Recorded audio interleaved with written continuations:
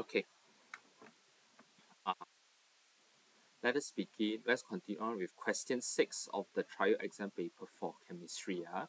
So for this particular question, right, the one I'm going to look into is specifically going to be 1 and 2 experiment.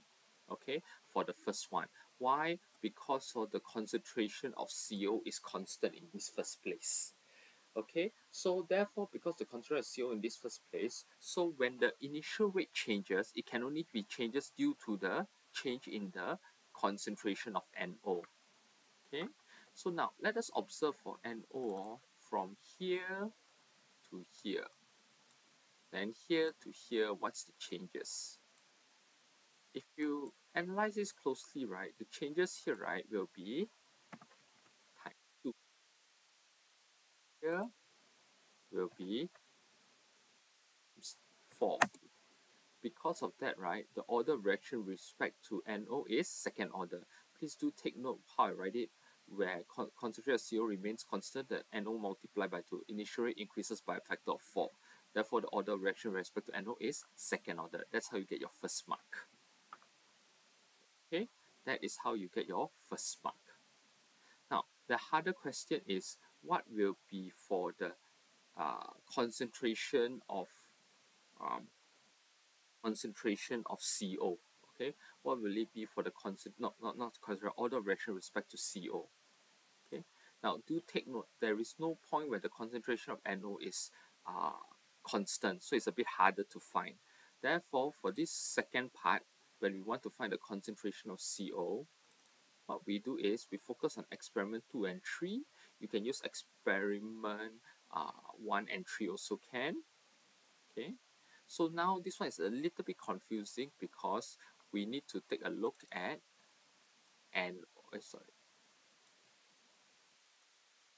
take a look at NO. You need to take a look at CO, the change, and then also you need to take a look at initial rate, the change. Let's do this step by step. Okay. This one is times 2. Okay. This one is times 4. Okay.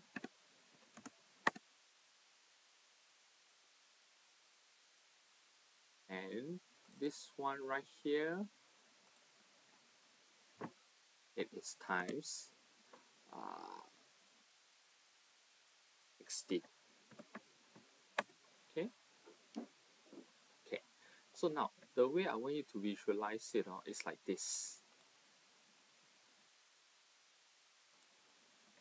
Okay.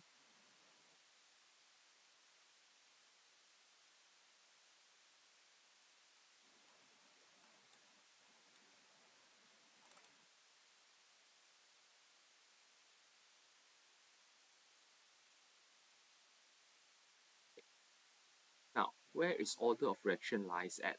The order of reaction lies right here. Okay. So now 2 power of what times 4 power of what equals to 16. But just now, what did we say? We said that the order of reaction with respect to NO is second order. So this is 2 power of 2. So 2 power 2, 4. So what happens is that this one we do not know. We do not know. Question mark right there. So now once you 16 divided by 4, what happens is that now you know the initial rate, how much it changes by due to the concentration of CO changes.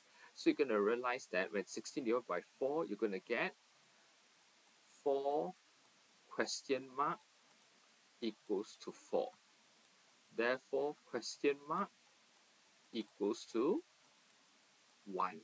And that's how we know that the order of reaction with respect to CO is first order. So let me reiterate again. How do we do this? The way we do this, right, is that we actually take into account of both the changes of concentration in both NO and CO. But we know how much the NO changes will affect the initial rate by the power of 2.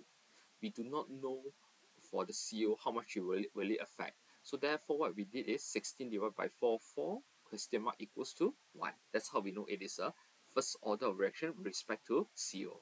And that's how you write your rate equals to KNO square CO. Okay.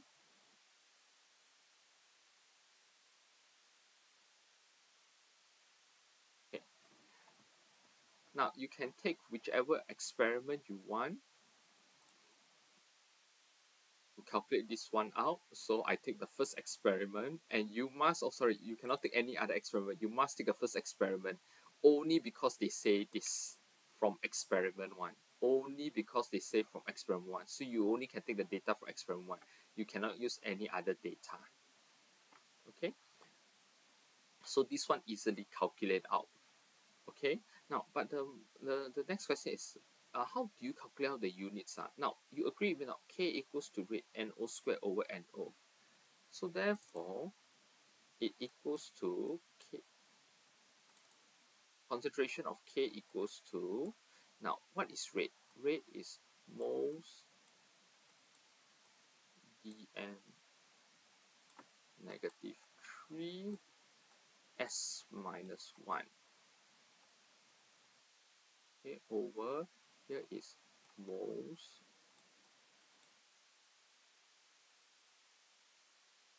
dm negative 3 square moles m negative 3.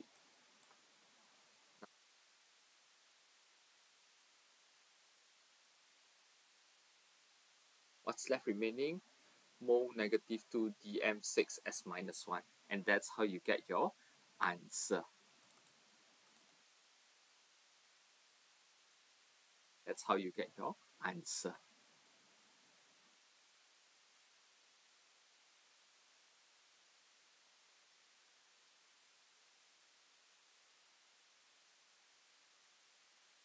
Okay, now, in case of any confusion, right, they accept a multiple of answers. But remember the technique I teach you guys,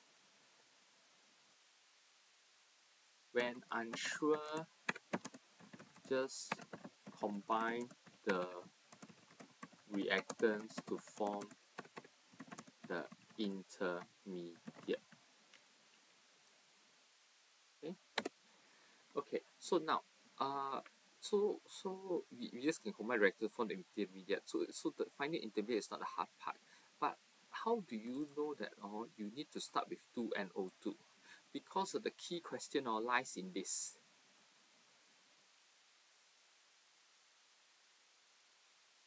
The order of reaction, the rate of reaction is second order with respect to concentration of NO2. And what's the keyword right here? Zero order to the concentration of NO. So that means although CO is reacting with it, right? CO is, because CO is the reactant, you have to react in either step 1 or step 2. But CO cannot be part of the rate determining step. So therefore, we have to put CO the last, and right here, this is your rate determining step. And because they say the rate of reaction 2 over order is second order with respect to NO2, therefore it must be the 2NO2 that combines together. Because of what they say up here, the rate of reaction is second order with respect to concentration NO2. Therefore, where's the overall order come from? It's come from your rate determining step. Therefore, your NO2 plus NO2 form N2O4, N2O4 plus CO form NO, CO2, and NO2. And that's how you get your final answer.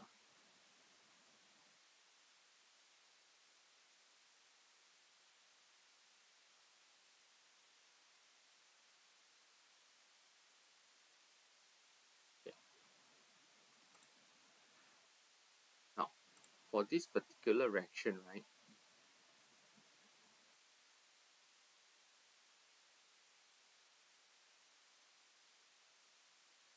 now the keyword lies right here. Because of this word called constant half-life, that means this is definitely a first order reaction. Now, what does mean constant half-life? So that means when you must first start at 0.02.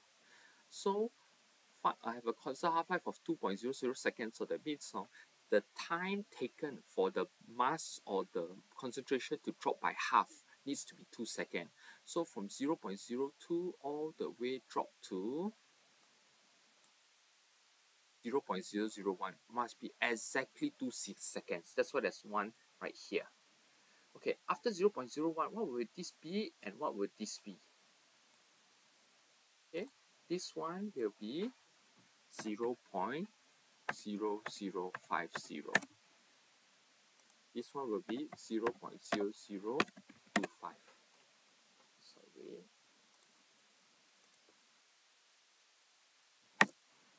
Notice exactly half of it. So 2 seconds, 4 seconds, 0.01 to 0.05. 0.05 to 0.025, another 2 seconds. Notice every 2 seconds the concentration drop by half, half, half. That's what it means to have constant half-life. Now, the next question they ask is why do you decide to use a large excess of NO? It is because we want to find the order of reaction, right? With respect to uh, H2. So by ensuring a large amount of excess NO, right, so that the concentrated NO does not change significantly and will not impact the rate of reaction significantly. So we can say that whenever the rate of reaction changes, it's all thanks to the change in hydrogen. So the keyword is this, so that the rate concentration of NO does not change significantly. So if let's just say you use something like 2.00 molar, okay, it reacts. Maybe it will become 1.9 something. So it does not affect the rate of reaction badly. So we can safely say if the rate of reaction changes, it's all thanks to the change in the concentration of hydrogen. Okay. With that being said, thank you for question 6.